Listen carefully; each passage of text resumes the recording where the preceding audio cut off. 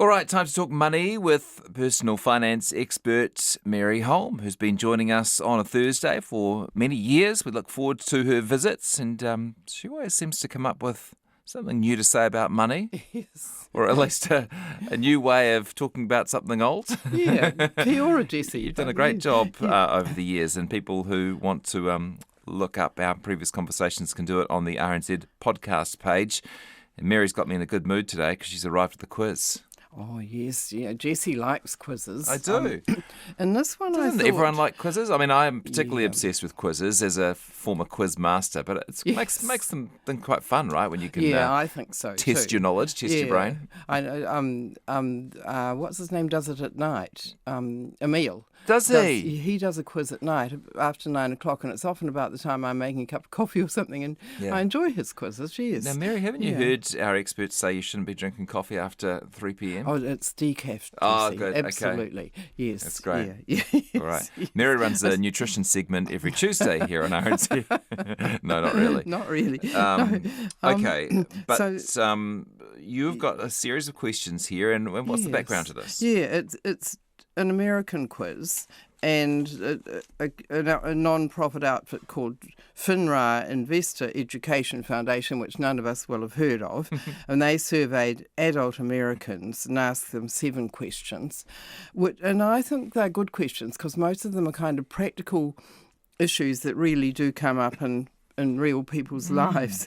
So, and by the way, at the end of it, I'll give our chocolate listeners, fish. You might have to get your own chocolate fish, but I've got a sort of easy link for people if they want to go online and read the quiz themselves and read their explanations for answers, so that if you busy at the moment and you can't quite follow it all and you want to go back and do it more thoroughly, you can. So actually no prizes for this quiz today. We usually try and get a prize, but it's the way we're going to do it, it's going to be a bit difficult to run according to usual quiz conditions. But I'm going to suggest that if you've got a pen and paper, you write down your answer as you go. It'll be really interesting for you to find out how many of the 7 you can get right. And I'd also invite you to get in touch after the quiz, just an honesty box system, and tell us whether you got all 7 or how many you got, really. Yeah, that'd be interesting. Interesting to see how people go.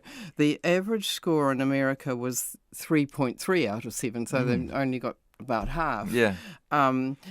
And only 4% of them got all 7 questions right. 4%? 4%. So are you in the top 4%? Yes. Mind you, there was one that I must say I had to do a few sums to sort of get it. And so, but most of them are more straightforward than that. Yeah. So maybe we can talk at the end of the quiz about how many you would expect your average New Zealander to get right, and if you're below that, maybe it's time to brush up on some of these things. Yeah. Yes. Well, and you and I can explain why the answers came to where they are. So question number 1 is, suppose you have $100 in a savings account earning 2% interest a year. Are you going to, my technical operator's Corey, are you going to play along, Corey? Great, he's giving us the thumbs up. Oh, Sorry, great. I just want to make sure that we've got a decent audience for this quiz and everyone's involved. Joe Sauer, executive producer, you're involved too. Great, we're all playing along. Sorry, Very Mary, good. as you were. That's brilliant. Now, and when you listen to the question, you go, oh, this is too hard, but wait till you get the options because they make it a bit easier. So the question again, you've got $100 in a savings account earning 2% interest a year. After 5 years, how much would you have? And so that sounds too hard. But the options are more than $102, exactly $102, or less than $102.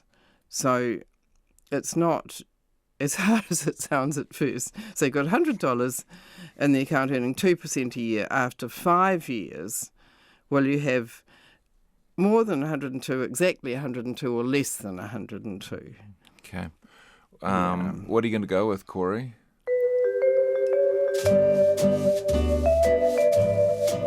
Corey's going to say over $102. Is he? Yes, yeah. And he's absolutely right. It's more than 102. Yeah.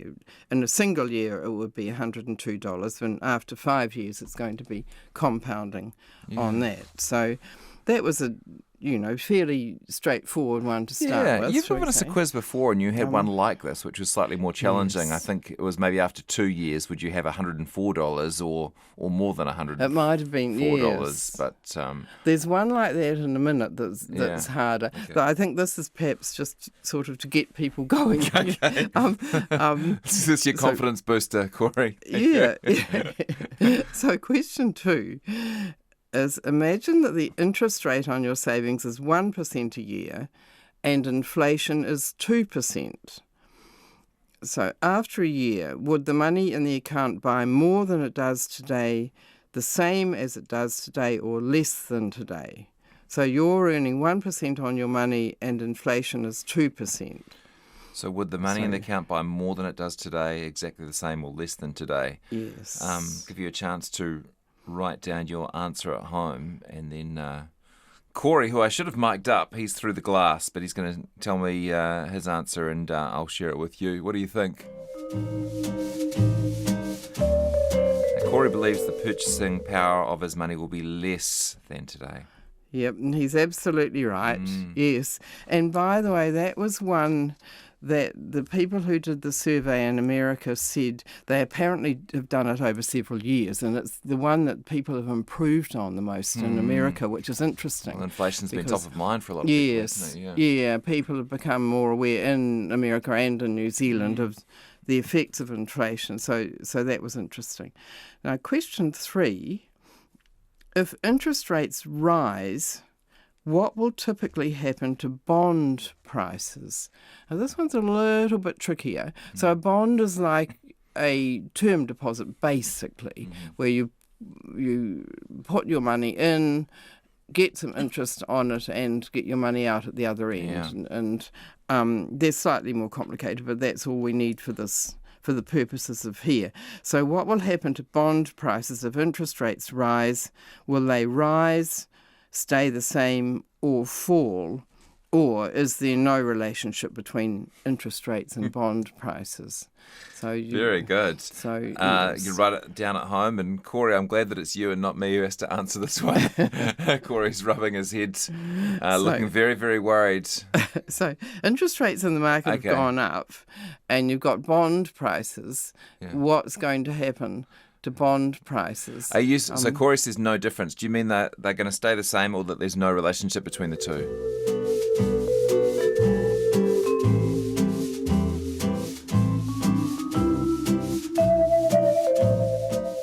He says that bond prices stay the same. Yes, and that's not right, but I must admit this is harder. You and I have actually talked about this in the past, but probably not recently on this segment. When interest rates rise, bond prices fall. And they always do the opposite to interest rates. And that's because a bond that's already out there, that's already been issued, that's what we're really talking about here. And perhaps I should have said that. So you've got bonds paying, let's say, 4%, and interest rates in the market rise to 5%. So newly issued bonds are going to be at 5%. And it means that old bonds at 4% aren't very attractive anymore, so their price goes down. Perhaps we should have added into the question that it's sort of current bond prices. It's not necessarily newly issued ones. Yeah. That I think they should have put that in the. So look, for listeners, if you didn't get that one right, don't worry about it.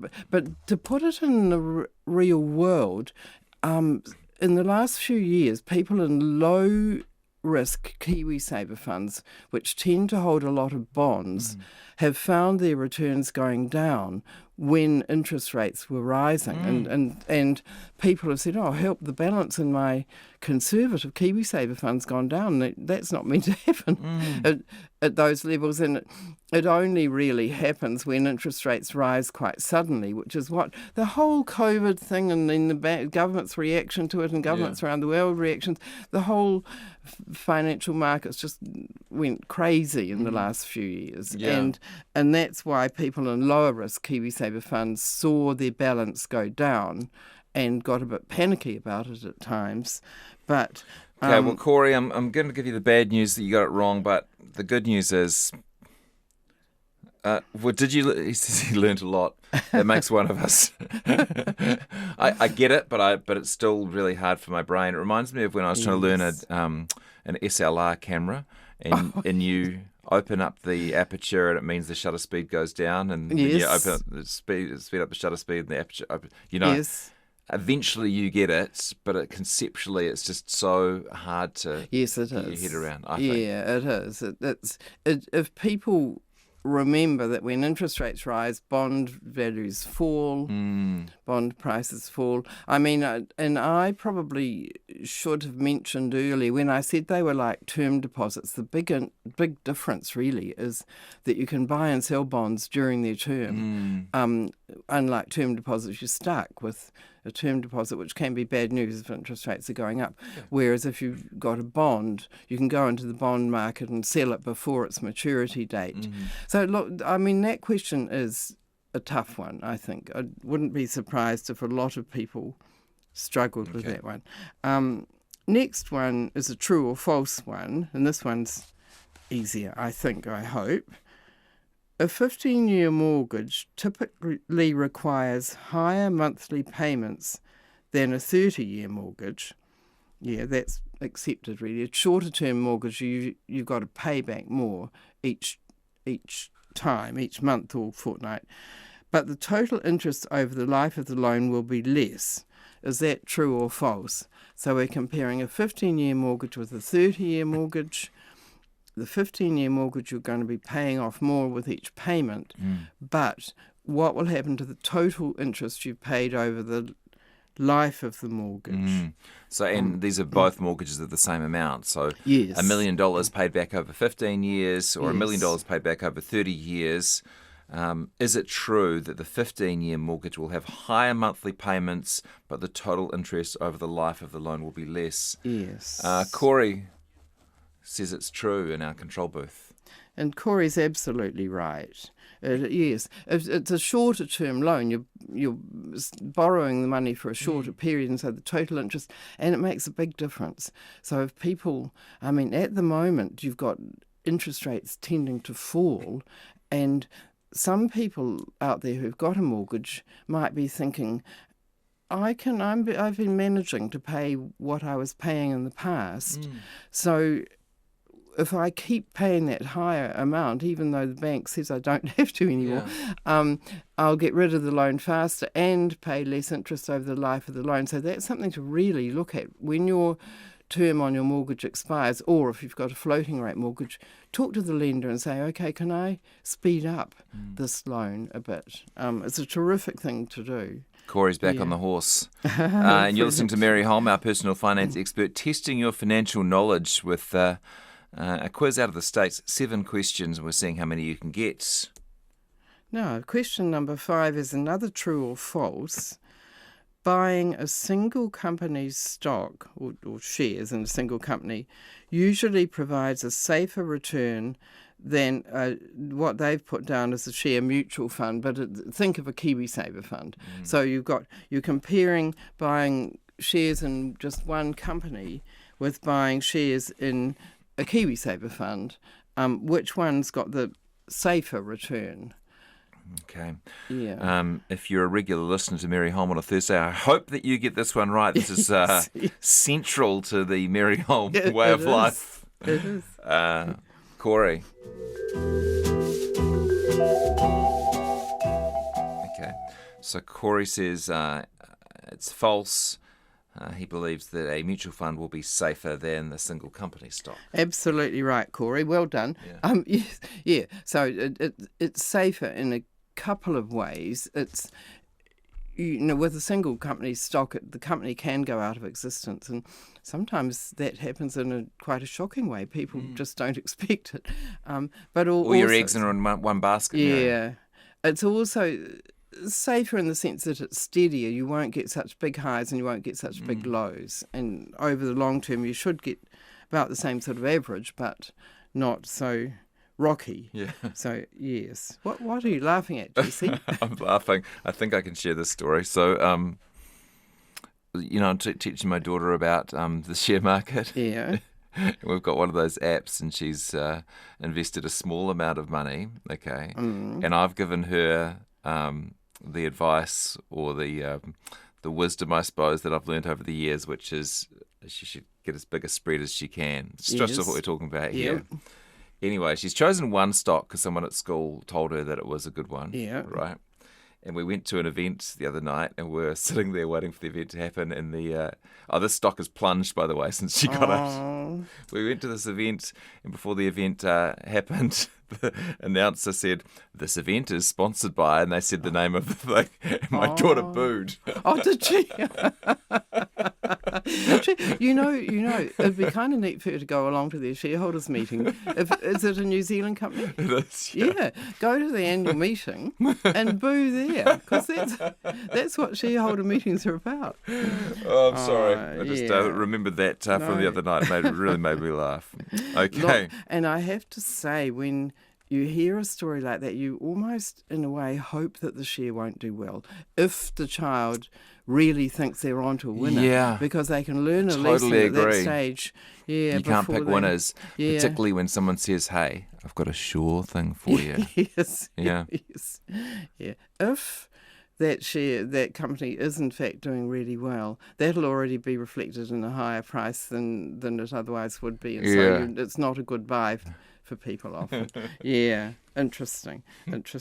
Now this next one I think is unreasonable, but I'll give it to you anyway. This is question 6. Suppose you owe $1,000 on a loan and the interest rate is 20%, which is a sort of typical interest rate on a lot of credit cards, around 20%. So you've got $1,000, let's say, credit card debt, compounded annually. If you didn't pay anything off it at this interest rate, how many years would it take for the amount you owe to double? And so the options are 0 to 2 years, 2 to 4, 5 to 9, 10 or more years, or don't know. And when I first looked at that, I thought, oh, just a minute, I've got to think through this a little bit. So it's $1,000 at 20%. So people might want to, at first have an off the top of the head answer, whether it's 0 to 2 years, 2 to 4, 5 to 9, 10 or more. It does require a bit of a little bit of arithmetic. It does, yeah. And so working it through, if you've got $1,000 at 20%, you're paying another $200. You're not gonna work this out for us, are you? Well, yeah, but can I ask Corey? Ask Corey first. Do we have the options? 0 to 2 years, 2 to 4, 5 to 9, or 10 or more. What do you think, Corey? Yeah. Corey's trying to work out the numbers, but that's not easy either. No, it doesn't. It takes a minute. Yes. A few minutes. Yeah. So Corey thinks it's 4 years, which would be B, 2 to 4 years. Brilliant, Corey. You're spot on. It's just under 4 years. Is it? Yeah. But you're quick with your arithmetic, Corey. Obviously, it's so in the first year, the $1,000. Corey's cheating. He's using a calculator. Oh, is he? That's absolutely fine. Because as long as you know how to use a calculator, and most people these days do, or younger people coming through do, and their calculators are everywhere, and so I think I don't mind people using calculators. I just want them to know how to use it, but. So just looking at it quickly, doing it with pen and paper, your $1,000. The interest on that's going to be as 20% is $200. So at the end of year one, you're owing $1,000 plus $200, which is $1,200, and then you go on through, and at the end of this 2 years, you're owing $1,440. At the end of 3 years, you're owing $1,728, and at the end of 4 years, you're owing $2,074. So I don't expect people to follow all of that, but the reason I wondered about just excluding this question, because it's not reasonable really, not for people that are driving in their car at the moment or doing the dishes. They're trying to make the point, though, that that it's not intuitive sometimes, compound interest, right? Yes. 20%. you would think it would take 5 years to double if you didn't think about it too hard. Yes, perhaps, and it's less than 4. I mean, the point is that if you've got debt, that credit card or other debt where you owe high interest rate on it, it's horrible, and it's really the first thing you should do with any spare money you've got. Like if your mortgage interest rate's going down and your mortgage payments are going down, whack that money into getting rid of high interest debt. It's just horrible.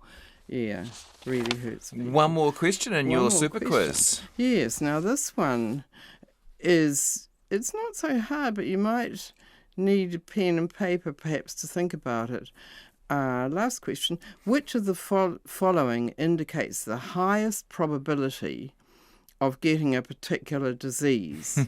So I'll read through the options quickly first to give people a feel for the question, and then we'll do them again. So the first option is 1 in 20 chance. The second is 2% of the population will get the disease. Or the third is 25 out of every 1,000 people will get the disease. So the first one is... And then D, don't know. I didn't realise that was an option. Yeah, I haven't been reading out the don't knows because What's the I point? think, well... With a multi-choice. And if you don't know, then that's true. You should get a tick for that. Because you That's answered the right, question correctly. yes. So Correct, Corey, you don't know. yes, so that's not That's really terrible cricket, quiz is it? writing. Yeah, it is. Coming from a terrible quiz purist such as myself. Yeah, Mary. yeah. So and there's been a couple of others like that where I just dropped the don't know option. Corey, yeah. which of the following is the highest probability of getting a disease? 1 in 22% or 25 out of 1,000? You said it so quickly, Jessie. It's a bit hard. It's 1 in 20 or 2%. You said 1 in 22%. It sounded like. Yes, you didn't hear my comma. Yeah. Well, Corey's guess is 1 in 20. So you're absolutely right. So Corey got 6 out of 7, which is pretty impressive. Corey, you are you're making New Zealanders proud.